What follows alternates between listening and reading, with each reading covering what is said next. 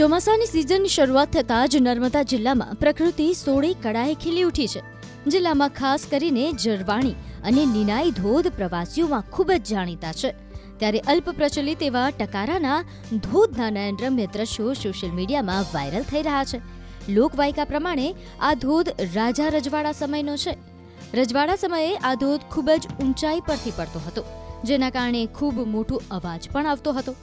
ઉલ્લેખનીય છે કે આ ધોધને રાજાએ પથ્થરોને ટાંકીને બનાવડાવ્યો હતો, તેથી ટકારાના ધોધ તરીકે ઓળખાય છે। હાલ આ ધોધ પ્રવાસીઓ માટે આકર્ષણનું કેન્દ્ર બન્યું છે। નાંદોદ તાલુકાના જૂના ઘાટા ગામ પાસેનો આ ટકારાનો ધોધ ચોમાસામાં સોળે કળાએ ખીલી ઉઠ્યો છે, જેને જોવા માટે મોટી સંખ્યામાં પ્રવાસીઓ આવી રહ્યા છે।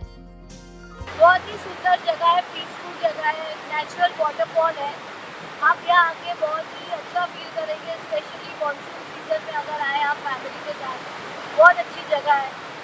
और मैं अपनी तरफ से गवर्नमेंट और फॉरेस्ट डिपार्टमेंट को कहना चाहती हूँ कि अगर ये जगह को आप थोड़ा डेवलप करें तो एक अच्छा टूरिस्ट स्पॉट बन सकता है। यहाँ पे खाने के स्टॉल लोग लगा सकते हैं, वीकेंड में फैमिली आके एंजॉय कर सकती है, बहुत ही मन को शांति मिले, ऐसी जगह है। तो आप सब यहाँ पे जरूर आएं।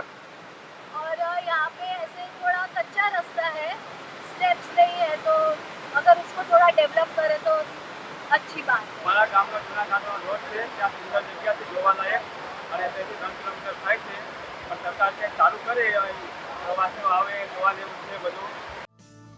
ચોમાસાની સિઝનની શરૂઆત થતાં જ નર્મદા જિલ્લામાં પ્રકૃતિ સોળે કળાએ ખીલી ઉઠી છે।